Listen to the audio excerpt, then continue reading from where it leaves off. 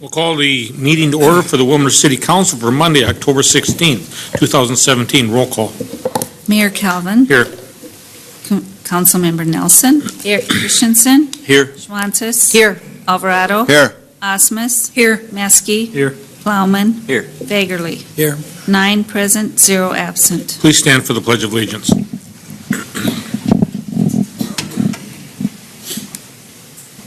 I pledge allegiance to the flag of the United States of America and to the republic for which it stands, one nation, under God, indivisible, with liberty and justice for all.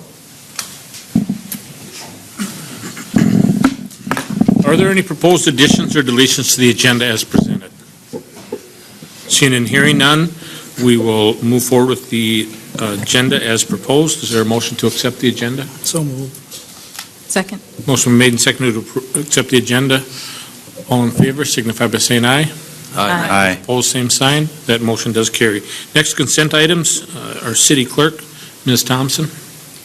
On the consent item agenda this evening, we have to approve the city council minutes of October 2nd, the Willmar Municipal Utilities minutes of October 9th, Planning Commission minutes of October 4th, a resolution for certification of unpaid utility charges as a lien, a resolution for special assessments for unpaid nuisances in general removal charges, a resolution to accept project number 1603B and authorize final payment, a resolution revising procedures for city council work sessions and establishing a labor relations committee, committee of the whole, and to accept the Central Community Transit Operation Board minutes of August 22nd, building report for the month of September 2017, the accounts payable report through October 10th, and the fire department statistics for September 2017. Your motion to approve? So moved. Second. Motion made and seconded to approve the consent items. Discussion. Roll call. Councilmember Nelson. Aye. Christensen. Aye. Schwantes. Aye. Alvarado. Aye. Osmus. Aye. Maskey. Aye. Plowman. Aye. Fagerly. Aye. 8 ayes, 0 nays. And that resolution that motion passes. Next is a hearing amending the geographic boundaries of municipal development district. Mr. Peterson.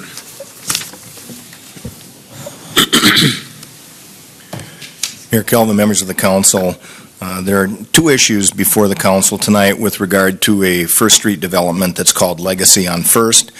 The first issue creates no responsibilities or obligations on the part of the council other than to simply approve the geographic amendment or expansion of the municipal development district. The Central Business Municipal Development District is that area that's in the dark black outline. That was created about 1981 for another downtown project. It was amended to do the shared health resources, the joint effort between Rice Hospital and the Family Practice Clinic that was done in the late 90s. And now I'm requesting that the council amend it to include approximately a 2-block area that was south of Minnesota and a block on each side of First Street. The reason for that is so that the city has the opportunity and the legal framework within which to create tax increment financing districts and to participate in individual development projects. So the area that's in the narrower black outline is the outline of the municipal development district, and it's a recommendation of staff that the council adopt the resolution making that geographic amendment. And this is a public hearing. The public hearing is open. Is there anybody from the public that wishes to speak? Mr. Burns, please state your name and address for the record, please. John Burns, 317 Northwest 7th. I do want to speak to the general idea of TIF financing, tax increment financing. There's a lot of flim-flam on this subject. This is, everyone should know, a proposal for government subsidy paid for by the taxpayers of this town directly or indirectly, to subsidize development for the benefit of developers within this proposed area. First of all, it's kind of ironic we speak of tax increment. In fact, the idea here is not to collect taxes from the developers, but from the rest of us. We get our taxes increased to make up for the fact that they aren't paying their fair share. Second point is that typically those who benefit from this are the well-heeled and the well-off. I'm sorry, the well-connected and the well-off. And those who don't have those connections and that kind of wealth don't get these kinds of subsidies. It's not that I'm opposed to them in all circumstances, but I do think that if the council moves ahead with this, that there should be assurances that those who are employed in these developed places receive a living wage of at least $15 an hour. We don't want to create a bunch of minimum wage jobs that are part-time jobs that often have accompanied these kinds of developments. I think that's a bare minimum. Look at how far this has gone. If we look at our neighboring state of Wisconsin, we have a situation where an international company, Foxconn, emphasize the con part, is getting a $3 billion taxpayer subsidy from the state of Wisconsin. It's not just a matter of they're not paying their taxes. The state has actually agreed to pay part of the salaries of their workers and part of the capital investment of this corporation. Very powerful, very wealthy, foreign-based corporation. That's how far these things can get. So I just ask that the council do this very carefully, but especially that they condition any kind of subsidy, which is what it is if they don't have to pay taxes, on their paying a living wage. Thank you. Thank you for your comments. Anybody else wish to speak to this issue? Mr. Cedarstrom, please state your name and address for the record, please. Thank you. My name is Steve Cedarstrom. I live at 1424 16th Street Southwest. I also own a business property at 1004 First Street South. It's kitty corner from Kentucky Fried Chicken, used to be the medicine shop building. So just kind of give you an idea of where I'm coming from. Members, Mr. Mayor, members of the council, those present, I thank you for this opportunity. In June 1988, I came to town without seeing the town, started a business from scratch, so I would think I'm what's called an entrepreneur. Built that business, sold it, now still own the business, or building, and pay over $22,000 a year in taxes. My business mantra has always been that survival of the fittest, life is not fair, if it's not broke, why fix it, and risk reward. That's, I had to live with those principles. My observation of this tax increment financing is that we had a developer that did take a risk, is looking for a reward, but now is coming to the city because that risk became too costly. Business solutions that I would look at would be to downsize the project. I would wait a year or two to recoup my expenses, or I could do like the developer did, come to the city and ask for some money to get this break. There is a benefit to the city right now, and that this property is empty. There's no worn buildings that are on there. I have no problem looking at an empty lot. I think they've taken very good care of this lot. I think it could continue to be an empty lot while we wait to see if we can resolve this issue. Why am I against the tax increment financing? I think it is going to decrease the tax to the city that could be paid. I think it creates an unfair advantage to the developer who is competing with the existing businesses out there that have retail rental space. If they don't have to pay the same taxes as everybody else for their rental space, I believe it does cause a possibility that they could lower their rental price competing. It also creates what I think could be possibilities for increased requests for tax increment financing with other areas of the city, North 71, Highway 12, the project behind Walmart. Why can't they ask for tax increment financing too? So I have long-term questions. If it's broke, if it's not broke, does it really need to be fixed?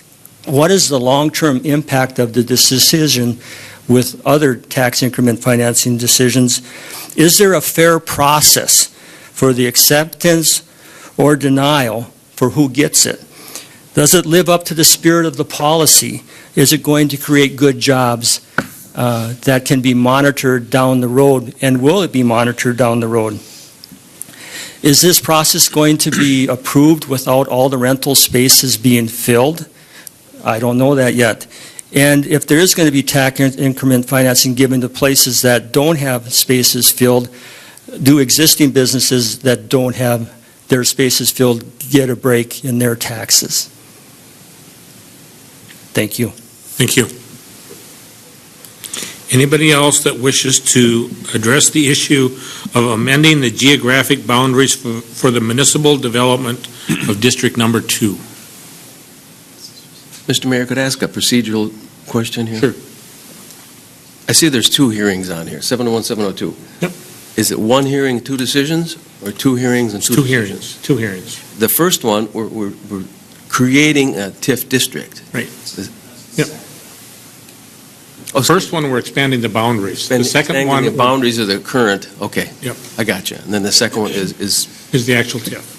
so that probably should be explained to the folks in the audience. Mr. Peterson, if you want to more clearly define that. So what we're talking about now is expanding the district. Yep. And so the boundaries of the district.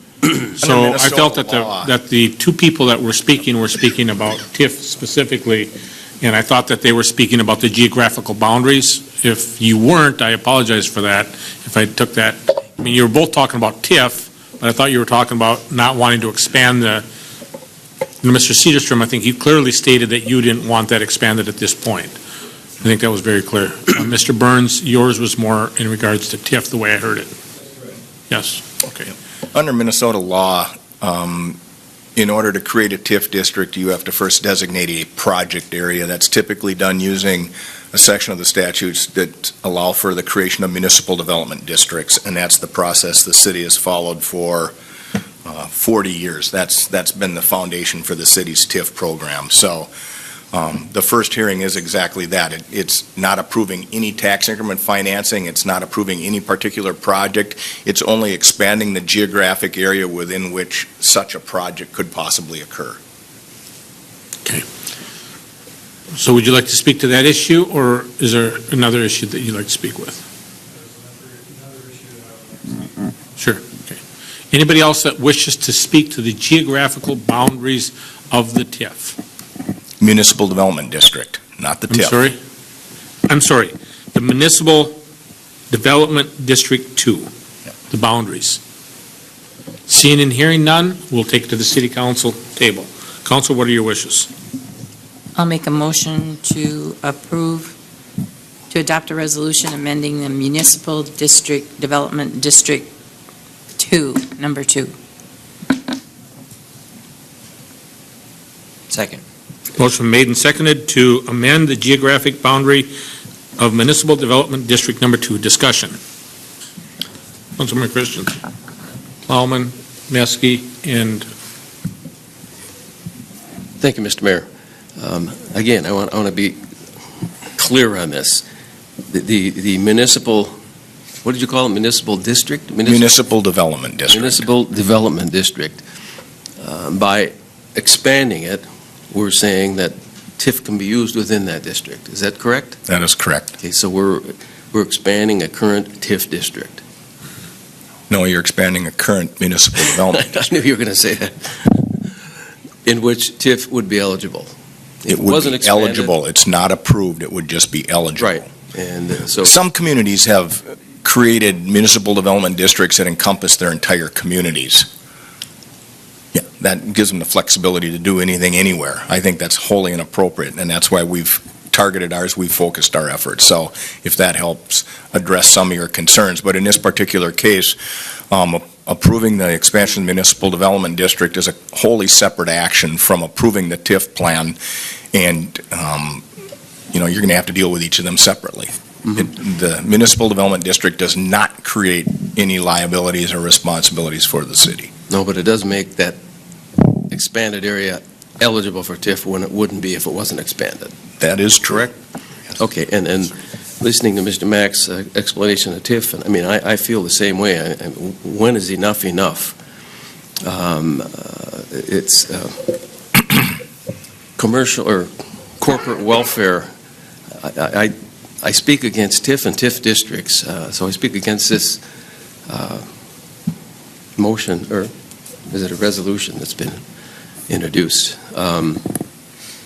I think enough is enough, and we've got plenty of empty buildings in Walmer that could be filled with some of these. Again, I'm against the expansion of the TIF district, the municipal Boundaries. district. That's enough. Thank you. Councilmember Plowman, followed by Meske. Thank you, Mr. Mayor. I love the debate about this particular topic, but I don't think debating the entire system or process is maybe appropriate at this time. Just one simple question, or maybe a two-part question. If in a district like this, should it be approved, and then, say theoretically eventual TIF financing approved, does it actually come at a cost to taxpayers? Does the city pay any money to anybody, and does anybody's resulting taxes go up? That's a great question, and it basically forms the foundation for the whole tax increment financing system. The way the property stands right now, there is a base level of taxes being paid on it, and that's called a frozen tax capacity. The taxes on the frozen tax capacity will always be paid to the city, the county, and the school district. The portion of the taxes that really incentivizes the developer results totally from what that developer constructs on the property. It's that increment, that additional tax that's created from the project that is made available to offset costs that the statute refers to as public purpose costs. And in the case of a redevelopment, the primary public purpose is the elimination of blight, the redevelopment of underused properties, improvements in stormwater drainage, improvements in safety, utility extensions. Those are all deemed to be public purpose. So in a situation like the TIF district that's being proposed, that additional TIF revenue would only be paid back to the developer as the developer pays that increase in taxes. The developer fronts all of the costs. The city has no financial risk in this at all. The city's obligation, if they pursue it, is to enter into a business subsidy tax increment agreement with the property owner, with the developer, and the city pledges to reimburse that developer a maximum amount over a fixed period of years, provided those taxes are paid on that new project. If the taxes aren't enough to offset what the developer and the city believed were the initial cost, the developer bears that risk. There's no risk to the taxpayers at all in these projects. There's no money paid to the developer by the city that the developer has not already paid to the city. It's an in and out type of process. And in these particular situations where you've got a redevelopment district, it's extremely unlikely, and it's been demonstrated looking at the pro formas and doing the financial runs, that these projects cannot support themselves on these types of sites because of the amount of cost that goes into them. Now, I realize I'm already off on the subject of tax increment financing when I should be addressing municipal development districts, but most of the concern seems to be with the TIF side of things and not with the development district. So I hope that answered your question, Councilman Plowman. Well, so if I may, the shorter answer is do our citizens' taxes go up? No. Tax increment financing districts are dealt with separately from the ad valorem taxes, unlike a tax abatement, where if there's a tax abatement, that leaves a hole, for lack of a better term, in the ad valorem taxes in the general fund. And if the council wants to keep the budget where it was, there's a hole that has to be filled, and that hole comes in a tax abatement by everybody else filling that hole. That is not true for tax increment financing. Thank you, Mr. Peterson. Councilmember Metzger. What were the goals of the existing municipal development district? And how does this new property conform to those original goals? The original goals were pretty broadly stated, as they typically are. Understand that they have to find that it will eliminate blight, it will make development opportunities available to the private sector. That's a real key piece of the statute. That the development done within municipal development district will be done consistent with the city's comprehensive plan, that it's done consistent with acceptable engineering and design standards. It basically opens the door for a city to participate financially. That's all the municipal development district does. With that development having to adhere to those fairly broad goals, those fairly broad standards. Councilmember Alvarado. If we don't take in that purple section, what then? Well, the purple section is the area that's being proposed for the tax increment financing district. The area that's being requested for the municipal development district would be that area inside the lighter black or the narrower black outlined area. The purple area, the TIF district, is shown on there just as a reference. I don't think that the council would ever consider amending the development district to not include those properties.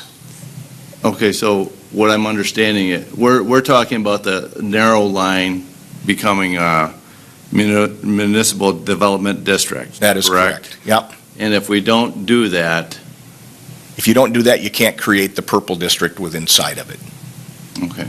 It's a two-step process always. Okay. Now, you've used the term blight a couple of times. Would you consider that area blighted? Yes. There is a test under statute. The city has to make statutory findings in order to create the TIF district. And here we're drifting again, but I'll get ahead of myself. Inspection staff have been out and looked at the buildings within that purple area, and by law, more than 50% of those buildings have to be structurally substandard, and those findings have been made for those buildings. There's a lot of deterioration, a lot of decay in the properties that are standing, not to mention the 5 or 6 buildings that have already been taken out of there.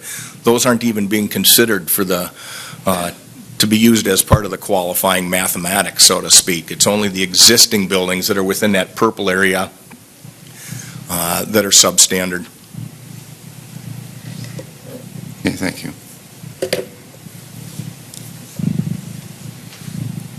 Councilmember Mansky. I'm just going to piggyback off of Councilmember Alvarado's statement. Have we explored the rest of the properties that are going along like Monongalia and such that this blight threshold would stand up to where this should be expanded even larger instead of expanding it to conform to a current project? I mean, I'm looking at the integrity of the municipal development district. If that's the threshold, shouldn't this be much more expansive if that meets this definition of blight? That's an interesting concept because typically you look at the project at hand and try to expand in as small a piece as you can, but knowing what I do know about the overall conditions of properties in those ring areas around the central business district, my guess is you could find more than 50% structurally substandard if you included a couple of blocks on each side of that heavy black outline, if not more. There's probably even some strips that run out from that. And those are typically older rental properties that are going to not meet that test. But you haven't done that work. We have not because it wasn't relevant to this particular request. Certainly could be done. I mean, I could send the inspectors out there and turn them loose and ask them to inspect everything out there. And we'd have a lot of those records already just from our rental inspections. Right. Looks like we're ready to vote. And again, we're amending the geographic boundaries of Municipal Development District Number 2. Roll call. Councilmember Christensen. No. Schwantes. Yes. Aye. Alvarado. Aye. Osmus. Aye. Maskey. Aye. Plowman. Aye. Fagerly. Aye. Nelson. Aye. We have 7 ayes, 1 nay. And the resolution does pass. Next, we have a public hearing for tax increment financing plan for the Legacy on First TIF District. I'll open the public hearing. Mr. Peterson. Okay, now we can talk about the individual project. The City of Wilmer received an application from B&B Properties of Minnesota LLC for the creation of a redevelopment tax increment financing district on both sides of the 600 block of Southwest First Street. The initial phase of the project would consist of approximately 7,600 square feet of retail, office, and restaurant development, and a second phase would include an additional 3,000 square feet of commercial development. The district boundary is being sized to allow the creation of a redevelopment district, which will also provide for a future third or fourth phase, and that would be on the east side of First Street. Under statute, the maximum life of a redevelopment district can be 25 years. For phases 1 and 2 dealing with this particular TIF request with this developer, it's recommended that the district not exceed 15 years. The 25-year district allows the city flexibility to deal with future redevelopment of the other properties without having to come back and go through this process every time. We would have to for the TIF, for the individual projects, but we wouldn't have to deal with the municipal development district and the TIF qualifications. Much of the area proposed for the TIF district consists of substandard structures, and again, that's not just a guess, that's a fact that we've arrived at after inspecting those properties and noting those deficiencies. A number of the structures on First Street have been removed over the past few years, and the removal was done at considerable expense in order to offer a primary development site. Properties on the east side of First Street are currently developed, but are either substandard, underutilized, or vacant. You'll note the council did give preliminary approval to the project in June, subject to completion of the public hearing and the formal process. The developer definitely wants to move forward with this project, provided a reasonable level of tax increment financing assistance is provided. It's important to remember that without the use of tax increment financing, this project would not occur, and the finances bear that out. The proposed projects are consistent with the city's comprehensive plan and the zoning ordinance, and do have the potential to be a positive addition to the local economy. We've had several people question whether it's appropriate to use tax increment financing. Anytime there's a request for public assistance, there's always a question of whether or not the government should be involved. This project, due to the extremely high cost of demolition and site preparation, shows a definite gap in financing the project. What you're looking at here is the difference between trying to redevelop brownfield properties and develop open greenfield properties, and the TIF in this particular case levels that playing field for the developer.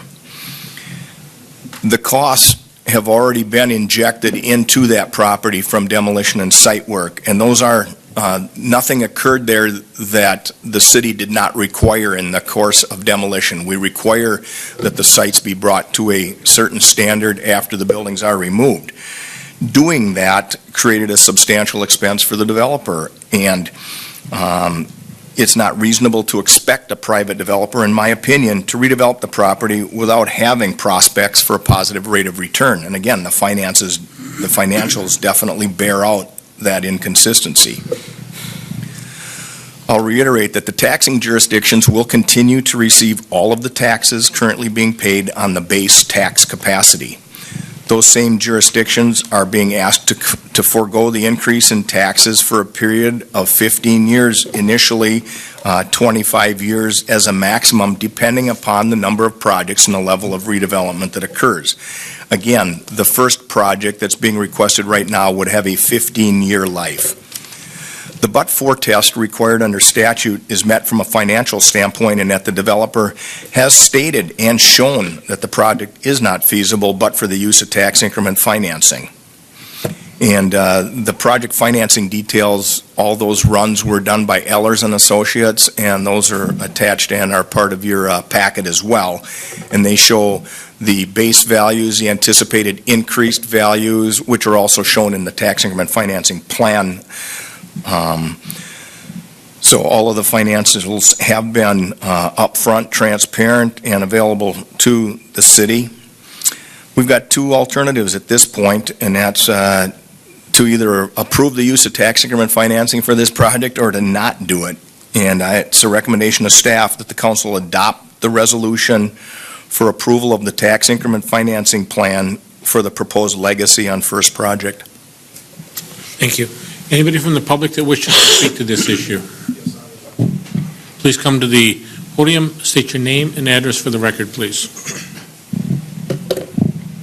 Philip Schultz, and I represent Green Lake Properties, which I own the mall building at 1813 First Street South.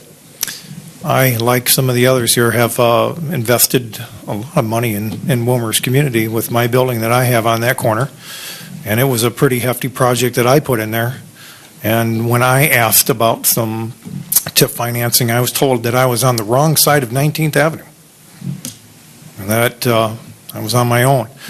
I was told that my project wouldn't be able to be done with the finances and the amount of money that I had, and 15 years later, obviously that's not true. But the problem that I do have is that I have a vacant spot that I've had for at least for 2.5 years.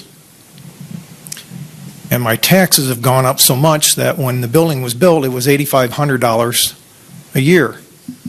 As of today, it's $29,000, and I brought a copy of that if anybody would like to see it. Next year, it's supposed to be $31,000.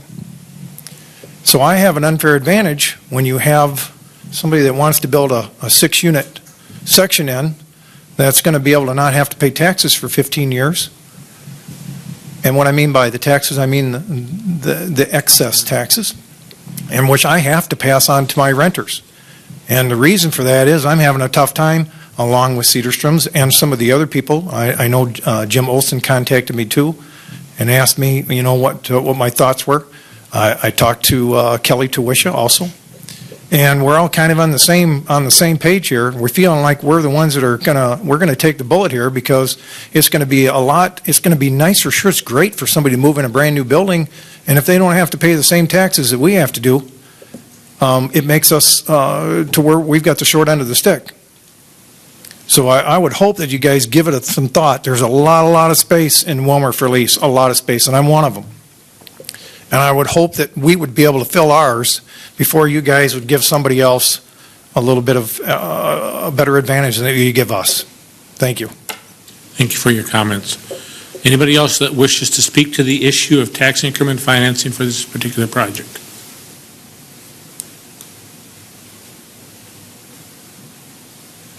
Anybody else from the public that wishes to speak to the issue?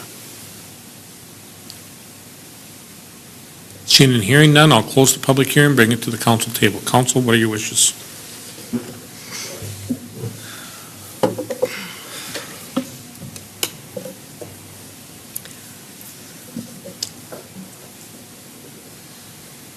I'll make the motion. I'll second. Are we, is it closed to discussion, or? It's close to the public, it's open to the council. We need a motion and a second before we have the discussion. Oh. Motion's been made and seconded. Discussion. Councilmember Alvarado? I'm concerned that we might be moving early on this property. It's been that way for 1.5 years. I think there's going to be an interest in that property. I don't see that Wilmer is going backwards. I think Wilmer is going forward as far as growing and bringing in numbers. I think I overheard that our student population is increasing. So I think there's going to be a demand for that property. It might not be tomorrow, but I expect that it will be not very too long. Maybe I'll eat my words, but I think we're a thriving community, and people want to come to Wilmer and do business in Wilmer, as we've heard from these gentlemen earlier on. So I have my reservations about this TIF program tonight. Councilmember Nelson? There were a few questions that were asked that I think somewhat you've addressed, but I'm wondering if you would address them again. I think one of the questions was decreasing taxes, and I think you've addressed that with it's delaying the increase in taxes, correct? But if you could speak to that. That's correct. And when you, in this particular case, if the tax increment district is not approved and something happens a few years down the road, you don't know what scale it's going to happen at. Here we know what scale it's going to be at. We know what the future tax stream will be coming off that property, and any loss of taxes in the interim as you wait for another project is an opportunity cost. So, that's all speculative, but I know the property has not attracted buyers until this time. The second question was that it could increase TIF requests. And I wondered if you could just speak to that as a positive for our community or a negative. Well, a community the size of Wilmer is fairly limited in its use of tax increment financing. We can use TIF for housing projects. We can use TIF for economic development projects, and by law, under an economic development project is manufacturing, warehousing, distribution. It does not include retail. It does not include service. It does not include medical professional. Any of those uses can only receive TIF if they are part of a bona fide redevelopment district, and that's what this district would be. It's very narrow constraints to qualify properties for a redevelopment district, so I think there is not great potential for a run on TIF districts, so to speak, simply by approving this project. Then there was also a question about creating good jobs. We have a business subsidy policy adopted by the council that stipulates, I believe, it's either $14.25 or $14.50 an hour is the minimum wage that will be required to be paid for each position in this development. And the other one, there was a statement of asking, is it leased already? I mean, there are, I think, comments being made out in the community about the project. So is the plan, are there already major tenants, or is the whole development filled up already? Major tenants have been identified and signed by the developer. The timing of the project itself will be dictated by, I think, the developer finding a couple more tenants.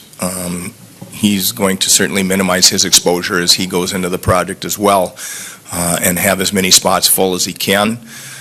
This developer has an extremely good track record and owns a lot of properties around not just Minnesota, and has done a great job of filling those properties, really knows how to work the markets and get tenants in his properties. How many units are in this first phase? I believe 6, is that correct? 5, I'm sorry, 5. The 6th one would be the second phase.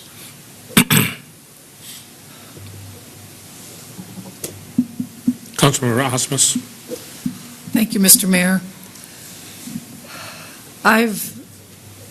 This is a tough one for me, because I would love to see something developed on that bare lot. I mean, it's in a main thoroughfare through the city, but most of the phone calls that I have received on this are from other business people in town who have vacant office space that is filled now, and their concern, which was expressed, that a brand-new building would have an unfair advantage, or that leaves them, that have been taxpayers, still with empty office buildings.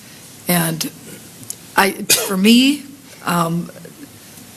whether it's a job creation, whether it's part of what makes it us a regional center, that it would be a draw for the Wilmer area, this particular project just doesn't fit that bill for me for the standard of why we would give them a TIF. I didn't have an issue with expanding the municipal development district to that area. I just don't know that this is the right project. If I could respond to that, it'd be pretty straightforward in that I know a number of companies, number of businesses that are looking for space, and the space that's available is not suitable for them. Each business that's out looking for space has specific criteria that they need if they're going to locate in a particular facility. So you can't just say because there's empty space, you shouldn't build anymore, you shouldn't develop anymore, because not everybody has the same needs. So, and I'm speaking just from a development standpoint. I'm not speaking as an advocate of this particular project, because I do not advocate for or against it. I'm simply presenting facts. Councilmember Maskey. A couple of questions, and then maybe they're not possible, but I'm trying to find a compromise position here. If you build a building on this site, and you had deemed that the occupant that is there and the one that he knows is going to be there, they have a set square footage, can you make an adjustment to a TIF district to say that the rest of the unoccupied could rise to current taxes levels, and you suppress just the ones that are occupied?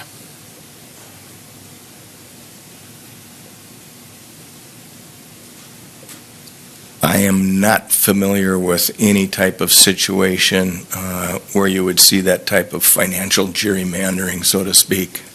Well, I mean, I guess I'm sensitive to the competition piece that you're hearing from other businesses, and that would probably eliminate that particular piece. I also appreciate the money that had to go into the development of those pieces. I get all of it, and they all make sense.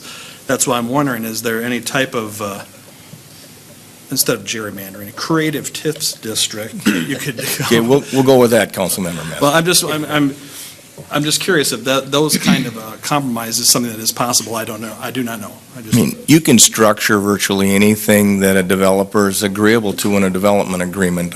All I'm presenting is what the developer has requested.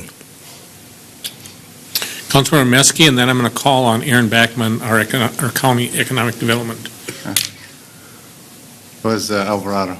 I'm sorry, Councilmember Alvarado. Said aye. Okay. What about the a footprint and the allowance of parking and access? Is that going to be a frustration to the community? It's already been in front of the Planning Commission and approved. No, it'll be a great improvement. There will be no direct access off of First Street. Thank you. Mr. Backman?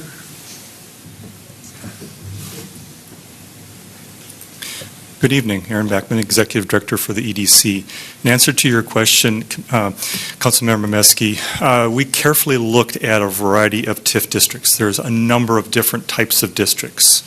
There are scattered site districts, there are redevelopment districts, there are economic development districts, and the one that really fit the bill in this case was the redevelopment district. It was the most appropriate TIF district. In answer to another council member's question on TIF, at one time this city had approximately 15 active TIF districts. We don't anymore. We only have a handful. We have 2 that are active. So I would venture to say that we've been very careful with how we've approached TIF in this community. This is a targeted TIF. The total project investment is about $2.5 million. What is being talked about is an assistance of less than 10% of the project. So we're not talking about something that's paying all the developer costs, all the eligible development costs, and for that matter. So we're talking about a targeted TIF for a particular project. It was talked about in terms of the types of tenants that would be there. 3 of the 5 tenants, I understand, would be new to this area. That's good. We want to have capital investment that's coming into this community. And if we have investment by both local investors and people that are from outside, that's good for this community. Does it solve all problems in the downtown? No, but it is a step in terms of investment on our major corridor that goes by the downtown. And it opens up the potential for having development on the east side of the corridor, which also needs it. And if you looked at the substandard building report that was put together by Randy, it's rather telling in terms of the quality of some of those structures. So those are some of the comments I'd like to make.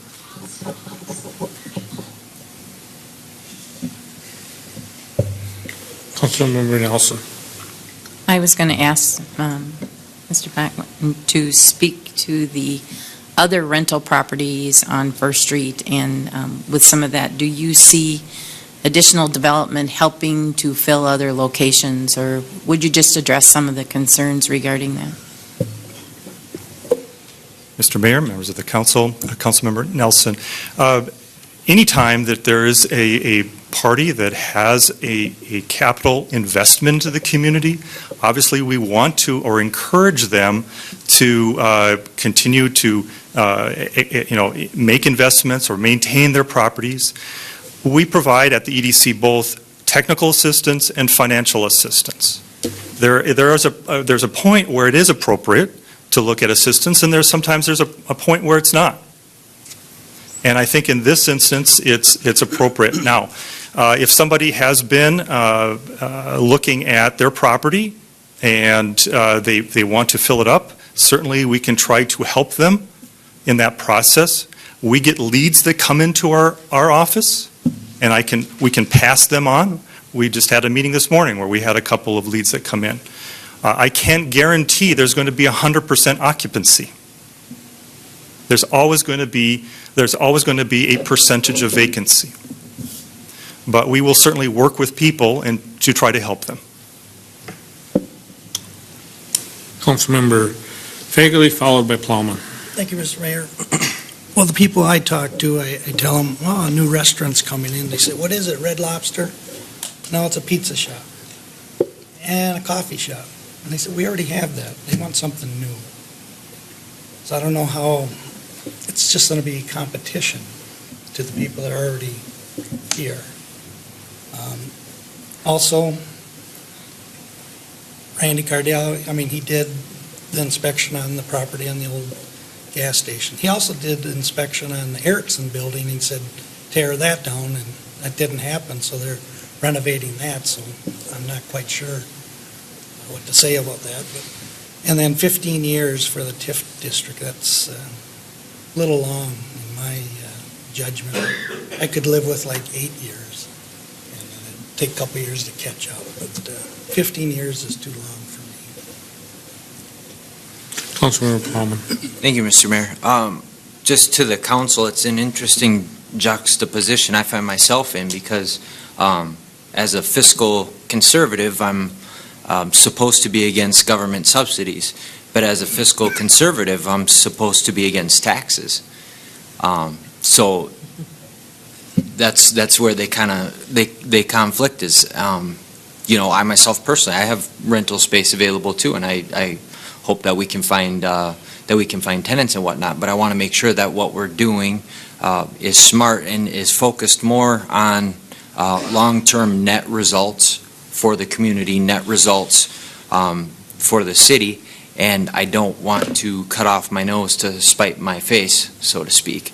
And I think projects like this are difficult because it seems or it feels like to the citizens and to business owners and whatnot, it seems like those who have money are making more money, and those and that's part of a free market capitalistic society. That is the way that it works. Is we make investments and we do our best to try put that all together and hope for a net positive. I am interested in exploring potential opportunities because it's a difficult one, and I think a bunch of us sitting here at the table, but I just speak for myself, I find myself kind of down the middle, whereas it seems like there's pros, but there's also cons. So I wonder if there's any kind of middle ground in the request that can lessen city exposure, help alleviate some of the concerns from local entrepreneurs and businesses, while still providing that incentive to further develop the city. I imagine that if there are businesses, for example, you mentioned, a couple of them will be outside businesses. I imagine that if there was turnkey space available, that it would be much more cost effective for them to just fit into that turnkey space rather than waiting for a new development and all that. So I wonder, if there was turnkey space available, and so just to Mr. Peterson's point that something like this might be necessary for specific tenants. But again, I wonder if there's some sort of way to fashion the thing to alleviate concerns on both sides of the argument. I don't know what it would look like. I don't know if it would be a lessened term. I just wonder if there is some flex between the city and between the developer, if there's some leeway that we could come to a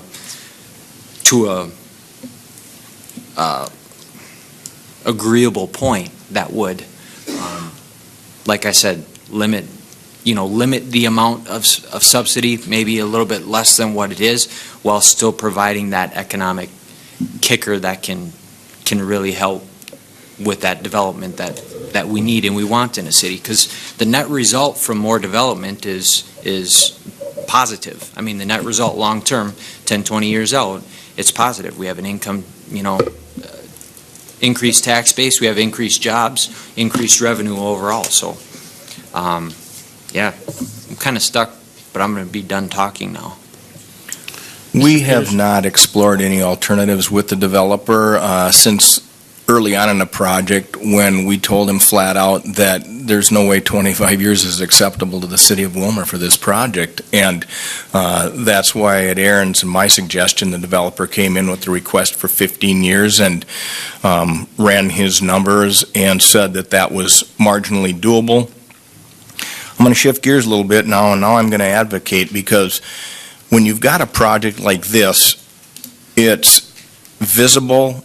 It goes up in front of the public. It's something that everybody's going to see that traverses First Street, and it's a real stimulus to other development. It, I think, really stimulates a more robust overall economy, and will stimulate new development, will stimulate new tenants into the city that will fill up some of those other spaces. I guess I can't ever see that the city's going to progress. You're never going to move in a positive direction unless the public takes a risk with the private sector, and unless the public sector is supportive of development. And we've worked hard the last few years to try to change the image of Willmar, because Willmar had gotten the image that it was very difficult to develop in, and I think it was undeserved. But nonetheless, that's what we were hearing from the outside, and that's really changing, and I think this is an opportunity to keep that momentum going. Councilmember Christensen. Thank you, Mr. Mayor. A few meetings ago, I stated that one of my least favorite things of government is government picking winners and losers. The project states that they will not do it if not for the TIF district being, or them being qualified for TIF. That means that we, the public, are going to guarantee them a profit. And it comes at the expense of them not paying the increase in taxes for the next 15 years. That's an unfavorable advantage to them versus the empty buildings in town. The others on First Street are paying high property taxes. Guaranteeing them a profit is not government's job. That isn't our job. We've had, in the last several years, many businesses build in town without TIF district. Some of them undergoing extreme demolition costs. We've had 3 Quick Trips that have come into town. The demolition on the east end of Wilmer is horrendous. I mean, it's $100,000 or more. It's expensive. 2 Dairy Queens, one built, one's going to be built. Demolition over there. Jimmy John's, they didn't ask for a TIF. 3 auto parts stores built in Wilmer. 3 auto parts stores. They didn't ask for any abatement or TIF districts. This is all unfair to these people. Taco Bell, did they ask for anything? Hobby Lobby? I think not. McDonald's? What do you think their demolition cost was? Tear down and rebuild a brand new building? Aldi's came to town.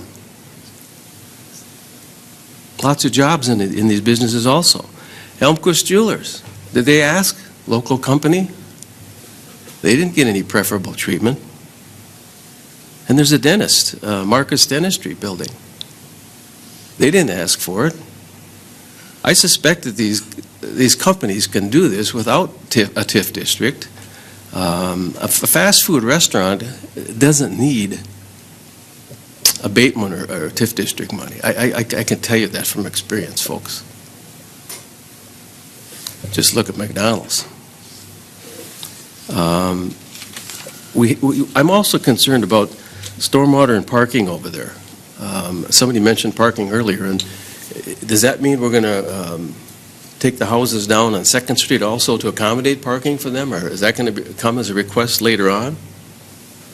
But my main thrust here is I don't like picking winners and losers, and I don't think we should use public taxpayers' money to do this. Now, you say it isn't taxpayer money because they're going to continue to pay the taxes that are there presently for the next 15 years. But they get a brand new building, move into it, pay that same tax for 15 years. Well, this fellow over here, his keeps going up, as mine do and the rest of the cities does. It's getting expensive to live in Wilmer, but I think this is an unfair advantage to these people. And I suspect that Councilman Alvarado mentioned, I suspect in the next year, 2, 3 years, something's going to go in there. Somebody will come along and see that, hey, this is a very valuable piece of property we could locate here, and we got lots of traffic. That's what they need. They need traffic going by to get customers into the coffee shop, fast food, and what offices or whatever is going in there. But we're just giving them an unfair advantage, and I'm totally against it. We have to be for the people that live here before we're for new ones coming in. It's been my experience, this is my opinion, nobody else's opinion, that we get business to come to Wilmer. You come here, locate here, you be successful, you're forgotten about, and then we go look for the next guy to come in and give him an unfair advantage in the form of tax abatement or TIF districts. And I think the general public is fed up with this, as I am. I think we're the town. Wilmer is growing. There's no doubt about it. It's just a gentle slope. We're going uphill, business-wise, population-wise, college schools. We just have to take it one step at a time, and we will attract these businesses that don't need TIF districts and tax abatement. They'll come here. They just see the things that are happening in Wilmer, and we're a regional shopping center. We attract people here from all the smaller towns and counties around us. So I believe it will happen, as Councilman Alvarado stated. I do believe that's going to happen, but I don't believe we should give somebody an unfair advantage to come in when all these others empty buildings and are paying higher taxes. And I speak against the motion. Councilmember Nelson. So would you speak to the project? Because I hear some questions of us not understanding. We're talking First Street, we're talking Minnesota. I mean, what will you speak to the project? And then also, I believe that there were other people looking at that land for projects in the past that were not able to do that. And I'm just wondering if you could speak to, again, why. I'll try to address that, Councilmember Nelson, Kelvin. I can't speak to the history of the marketing of the site, but Mr. Bach from Marcus Construction is here, and I'm sure he could. I do know that other people have been interested in that site. It's a simple situation where the cost of the property, because of the demolition cost on the front end, place it so high that the seller has to have a certain price to even break even on the site. And I'm not looking to have a seller sell it below his cost, and maybe over time that property will develop. All I'm saying is there's an opportunity cost if you wait for that. And what you're also losing is that additional stimulation in the economy. And this particular project will have to pay that minimum wage under the business subsidy agreement, where I know a lot of these other businesses that you've referenced up and down First Street don't come anywhere near to paying those salaries. So. The council, I'm sorry, Councilmember Swantis. Thank you. Director Peterson, it was referenced that the city picks and chooses winners and losers. Of the companies that were listed, can you tell me if any of those companies came to speak to you about some type of business subsidy? I'm not aware of any of the ones that Councilmember Christensen listed approach the city. Most of those were on greenfield or open site developments, and they were not of a manufacturing persuasion, so they would not have qualified for any TIF under any circumstance. There have been a couple that perhaps we have had conversations with companies, and we've explained to them what it takes to qualify. And in several cases, the projects that Mr. Christensen referenced were the recipients of hours and hours of technical assistance, us as staff helping them in other ways to establish their business, get sited on the property, and begin operations. It's not just the financial side. We provide a lot on the technical side and the guidance side of things for projects as well. Councilmember Plowman. One quick other point, just to clarify for the citizens and ourselves at the table.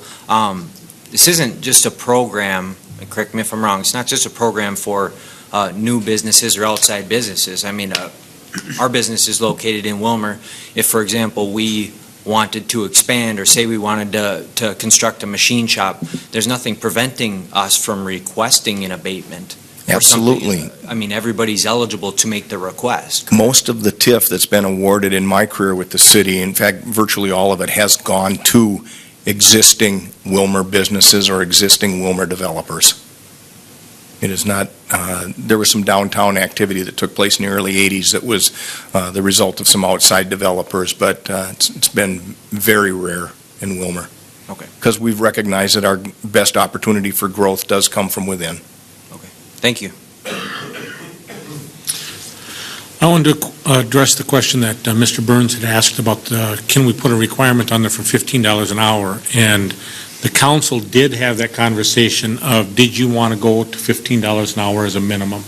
And we chose to not do that. And I believe you said that number's about $14.50, I think. I think it is $14. And so we did address that. And time to address that is the time that we did address it, which is the time when we didn't have a project on the table, so we had those feelings about it. So we did recently raise that. It was $12.50, I believe. It was $12. It was $12, and we recently went up to $14.50, so $2.50 an hour, that we did put that into place. And I don't know, this project would not fall under that exemption that we put in place, would it? They would not, no. Correct. Okay. So, council, these are the tough decisions that you have to make when you're sitting at the table. And, you have to decide with the information that you've received tonight, the information that you've received from your constituents when they called you. And so this is part of the fun part of government. So I'm going to start with Councilmember Meske, followed by Councilmember Alvarado. Simply because I've seen better off of this eye. That's fine. I actually agree with everything that's been said. They're valid points, and again, that's what makes it difficult. But the difference between having this project go forward and not might be worthy of talking about some type of a compromise position. And what that looks like, I don't know, and I was going to just make the amendment to it and then have you go back and have to deal with the aftermath and see whether or not the buyer would still, or the developer would still want to move forward. Just because I'm feeling there could be a lack of the project moving at all. And so I'm prepared to do that. However, I don't know what the threshold should be. The gerrymandering idea, that didn't seem to work. But I'm wondering if Those are my words, not yours. I know, I'm well aware. But I'm wondering if what Councilmember Fagerly talked about with the diminishing number of years might be the right solution. I'd like to hear what other people have to say about it. Well, if that's the direction the council wants to go at this time, rather than simply dismiss it out of hand, I'd ask the council to table action and to allow staff to go back and see what opportunities do exist, either in a reduction of years, a reduction in total amount of increment paid over. You might keep it at 15 years, but you might reduce the total amount paid to the developer over those 15 years, which means there would be more money available each year to the other taxing jurisdictions to collect and use for their general fund. So there's a couple of different avenues that I think Aaron and I can explore with the company if that's your choice. I would make that motion to table this at this time. I would second that. Motion made and seconded to table. Motion and second has been made to table. When we have a motion to table, then all discussion stops. Okay. So, and this can be a simple motion, correct? Correct. So there's a motion been made and seconded to table the issue. All in favor of the motion to table signify by saying aye. Aye. Those opposed, same sign. That motion does pass. The motion to table has prevailed. Under open forum, we have two individuals. Steve Cedarstrom, did you still wish to speak, or did you speak here? Okay, good. And Mr. Burns, you had signed up to speak. Did you speak? Yes, I had not. Thank you. Okay, with that, we'll go to consideration of ordinance amending surface water management and repealing the ordinance, stormwater management. Mr. Scott. Thank you, Mayor, members of the City Council. Before you, for introduction, is a draft ordinance that we talked about at the work session before the previous council meeting. This is an ordinance that will do a couple things. It will adopt new regulations on the stormwater system. It will repeal your existing stormwater management ordinance, ordinance number 1227. And it will incorporate all of your stormwater regulations in one Chapter 17. The general requirements for this ordinance are that any developer who is going to be disturbing more than 1 acre of land will be required to go through various procedures to submit a stormwater pollution prevention plan to the city. The city will evaluate that and make sure that the requirements of the MPCA's general stormwater permit are satisfied. I have been working closely with City Engineer Sean Christensen. My understanding is that while the ordinance makes some improvements and provides more process than your previous ordinance 1227 did, this isn't going to change much, if anything, for the city in applying the standards to the permits it receives. It's not going to change much of anything for the developers who are coming forward with projects. They have already been required by city staff to get the stormwater permit through the MPCA. Those regulations have already been, those are in the permit. They're now going to be echoed in your ordinance. They've already been applied to developers. So this should be no big change for developers in Willmar. The thing that obviously we're under a time frame with the stipulation the City Council approved previously to have your ordinance in proper shape with the MPCA, and the deadline is November 15th. Therefore, the recommendation is that you introduce this ordinance and set a public hearing for your November 6th meeting to consider adoption at that time. Okay. Mr. Christensen, additional comments? Mayor, members of the council, I think Mr. Scott's covered it very well. This has been a long process, and as you can see, a very long document, 40-plus pages, but I am confident the MPCA will accept what we've done and by our November 15th deadline. Thank you. So the motion is to set a public hearing for November 6th to amend the surface water management and repeal ordinance number 1227 of the stormwater management plan. So moved. Second. Motion made and seconded, discussion. Councilmember Maskey. Just one general question. How much of is this a lot of this in state statute, or is this all unique kind of pieces? Councilmember Meske, it's unique in different jurisdictions. What we did is collect 2 or 3, I would say, jurisdictions of cities that have gone through the same process and tailored it to us and to our needs and what we, quite frankly, what we've already done as we tried to indicate to the MPCA. I feel like we've met the letter of the intent of our current ordinance.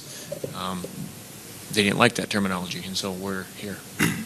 All right, thanks. Okay, so we have a motion that's been made and seconded. All in favor of the motion signify by saying aye. Aye. Those opposed, same sign. That motion does carry. Next, we have city administrator comments. Mr. Holland. Mayor and council, just a couple admin notes. First of all, tomorrow night we will have the conference call at 4 o'clock for those in the council and myself, the mayor. And then Wednesday night we will have a meeting with the Rice Hospital legal team and I'm getting some looks. So if I'm out of turn, let me know. I'm right? Okay. And then Thursday night, we will have a special meeting with the full council at 5 o'clock, and that will be at City Hall. And so just want everybody to have that on their calendars this week. Also, I did send out an email, an update on the water damage in City Hall. City Hall was open today and will be open continuously this week. And I am working with the insurance adjusters and these inspectors that will be looking at the carpet and working with staff to make sure that we have everything covered in the facility. But it's unfortunate, but we had a water leak on the second floor that did go throughout the building, and we're looking at some of the water damage in the boxes and some of the permanent records and making some decisions as to what we need to do to restore those or to eliminate those items. And that's all I have, Mayor. Okay.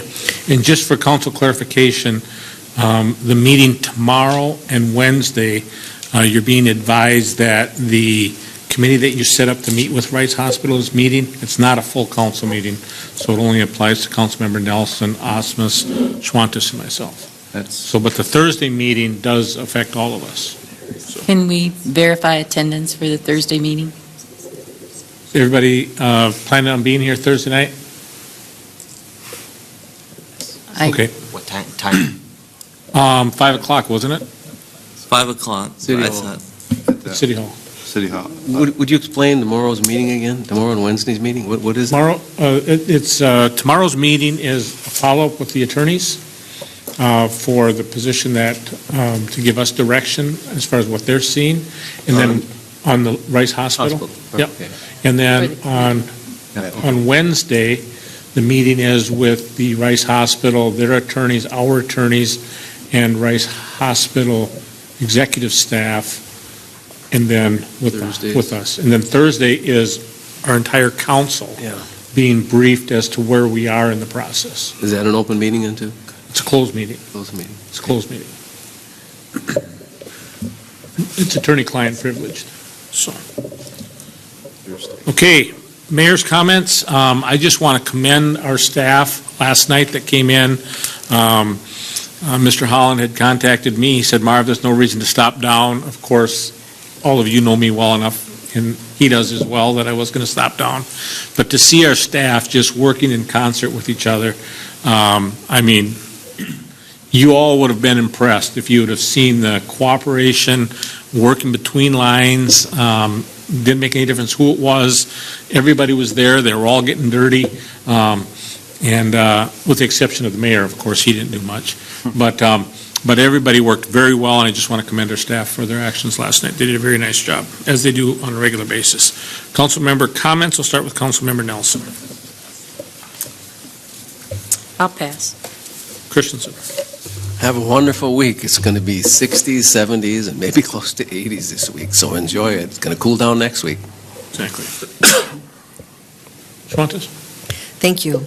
I would like to note that We Lead is kicking off its fall series, and that's a leadership program. It's held, this next meeting is on Wednesday, October 18th at 1 o'clock at the Midwest Technology Campus, and our featured speaker, I'm sorry, 12 o'clock. 12 o'clock, yes, I'm sorry. And our guest speaker will be Councilmember Osmus. Councilmember Alvarado? Thank you, Mr. Mayor. Wilmer is part of a great state of Minnesota, and I had the opportunity to go to a Minnesota Wild hockey game.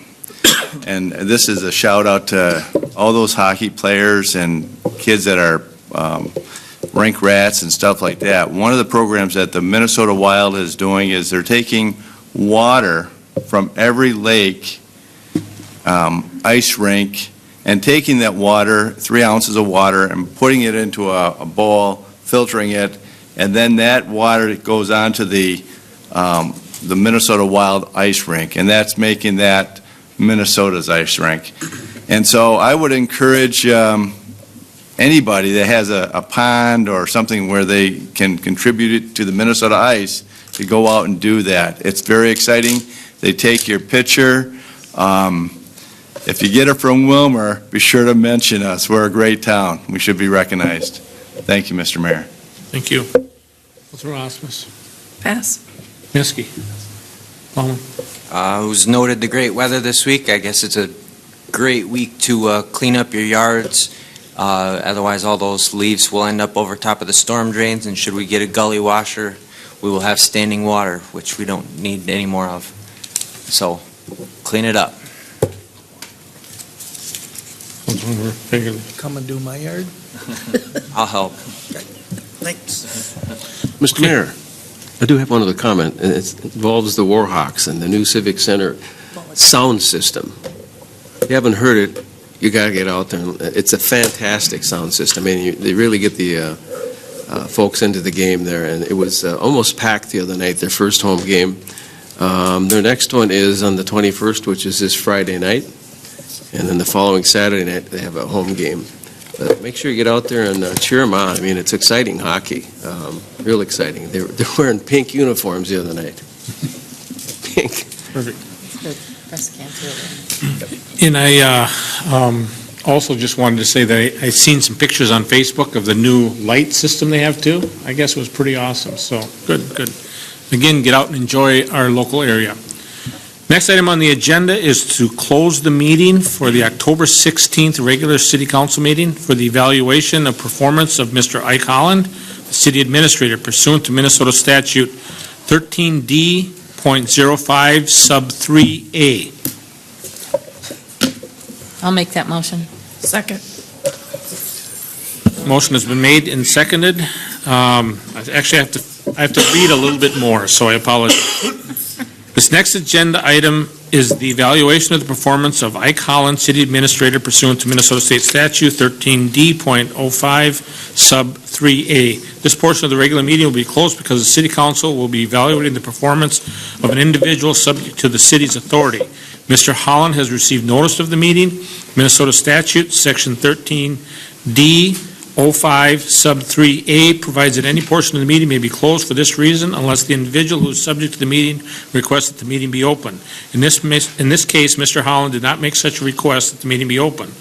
Only the officials and consultants of the city who reasonably require access to this data may be in attendance at any portion of the closed meeting for this agenda item. This will be the last agenda item. After we come out of closed session, the meeting will be immediately adjourned. There is no reason for anyone to stick around, and the telecast of the meeting will conclude when we go into closed session. A summary of the conclusions reached at the evaluation will be given at the beginning of our next regular meeting on November 6th. I will now entertain a motion to close this portion of the meeting. I'll make a motion. So moved. Second. Motion been made and seconded. The city council will now go into closed session. Meeting is